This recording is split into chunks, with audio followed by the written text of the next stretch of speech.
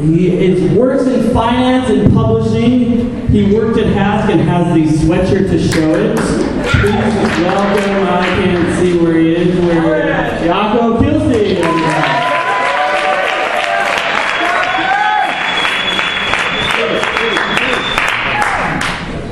I could use a blood question right now.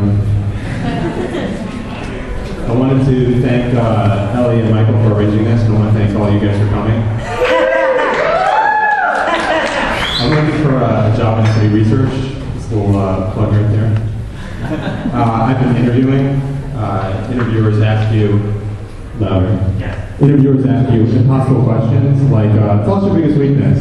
I don't know what the right answer to tell us your biggest weakness is, but I do know the wrong answer, which is, you'll find out. And he's like, no, I won't. I'm like, no, you probably won't. I feel bad for people in customer service because they can't hear.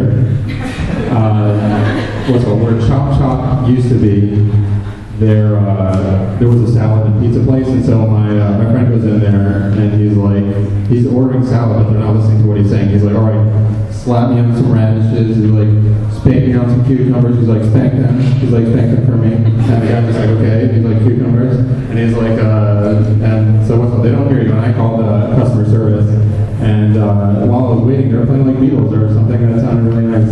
And when the girl was done helping me, I said, like, what's all? Thank you so much. I'm like, by the way, you have awesome hold music. And she's like, you do the same. I'm like, thank you. I gave my girlfriend a nickname recently. I call her Joby. She's like, I don't get it. I said, I'll tell you when you're older. I don't really have a girlfriend. That was just for the last joke.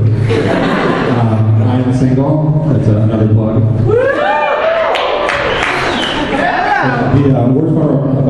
The worst part about being single is going to weddings where you feel miserable. And people come up to you and they're like, everything's by you, or soon by you. And I think instead of, it kind of comes across to me as kind of like an empty bracha. What I would like is, instead of everything's shown by you, I would like to get a letter in the mail, anonymous, written in blood, saying, you're next. And I'd be like, oh, you have somebody? And I'd be like, what do you look like? And they include a finger. And they're like, what's this cute? So, what else do I have here? Girls say that they don't like guys who are arrogant. I clearly do. And one way for, if you're looking to be arrogant on a date, if you're a guy, when the girl is done saying every sentence that she's saying, you should say, anyways. So, when she's talking, she's like, yeah, that's my family. And you're like, anyways, I thought I was going to dentistry because dentistry was good, and the longer that you pause before saying anyways, the more insulting it is. She's like, yeah, that's why I'm afraid of clowns. And you're like, anyways, with dentistry, I thought that was good. So, I think the term for arrogance for girls would be bossy. Bossy? So, I'm looking for someone who's bossy, and a friend of mine who is bossy said, she's like, do you guys really like that? And I said, yeah, I think as long as it's done in a positive and healthy direction, it'd be nice to have someone like encouraging you. I think psychologists could say anything, and as long as they add in a healthy and positive direction, they can make it sound okay. Like imagine Dr. Phil saying, like, your husband may be beating you. He's like, but as long as it's done in a healthy and positive direction, I can see this being positive. So I don't like Dr. Phil. He gives obvious advice. He's like, you know why you're addicted to cocaine? He's like, because keep doing it. He's like, you need to stop doing cocaine. He's like, you doing cocaine is like a raccoon up in a tree in October. He's like, that's hunting season. And he's like, and I'm going to shoot you. And so it's like a husband and wife come on the show, and the wife is like, Dr. Phil, my husband here beats me. And he's like, he turns to the husband, he's like, now, sir, you love your wife, don't you? And he's like, well, yes, sir. And he's like, then you have got to stop beating your wife. And he turns to the wife, and he's like, and you've got to stop getting beaten. He's like, ain't nobody else going to stop getting beaten for you. And he's like, no wonder you keep getting beaten. You keep getting beaten. Yeah, it's a Dr. Phil. I like TV, and one of the other things I like about TV is the 11 o'clock news. And I follow the news. I follow world news, which is like what's going on in Syria, business news, which is like Cisco beat earnings today. We've been cultural news, like there was like a nice play in Connecticut that I missed ended 2 weeks ago. But 11 o'clock news is terrible news. It's local news, and it's like scandals and bad stuff. They're like a local rapist has escaped. Like, where is he? We'll tell you tonight. I don't know. They're like 5 children were left without their mother after their car careened off to the side of the George Washington Bridge. And so I noticed that they have their like vocal intonations and like head movements, and they're like this. So I came up with my own news story. A crazed shopper tried eating his way out of a grocery store only to be told to turn around. Chris Marciano has a story. Thanks, Joe. One man's dream turns into another man's nightmare when 2 men swap dreams.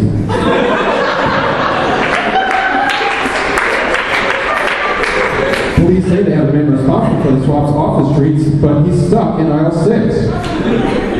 This story has no connection with an earlier report of a man apparently swimming in a pet shop's fish tank dressed up as a jellyfish. One shopper wanted to buy the jellyfish, but was told, "Don't be a moron."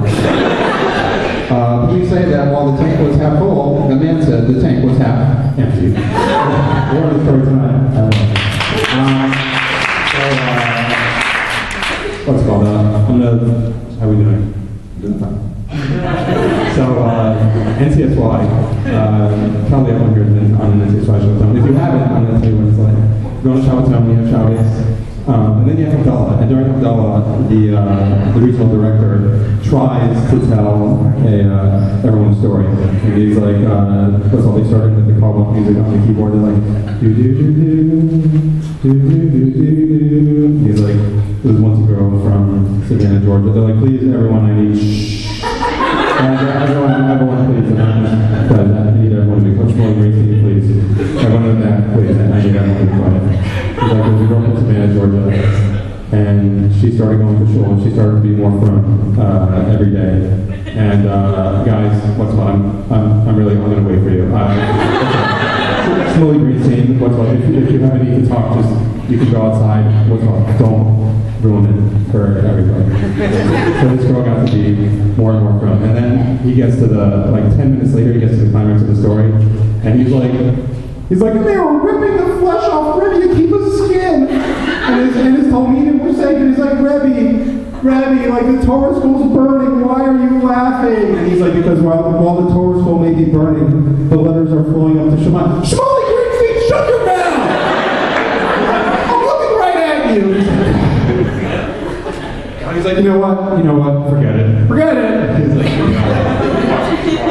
and people talk about it for months, they're like, and then he's like, and then around like, everyone's going to be saucy. He's like, that shot sounds good.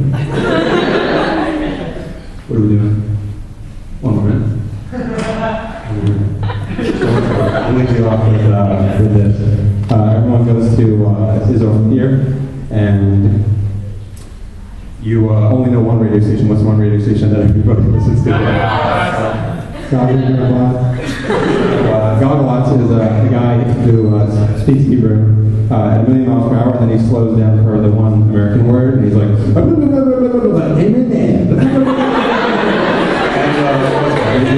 he did his disco music before he talks like, he's like, Shalom,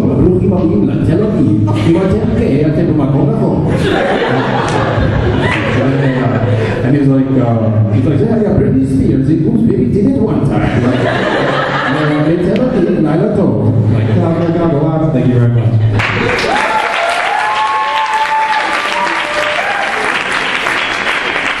And then put up for Yaakov Kilstein, everybody. Yaakov Kilstein. Right here, everybody. I don't want to murder that radio station when I was listening to it. I think Israel is so much more laid back. I mean, just their culture is so much more laid back.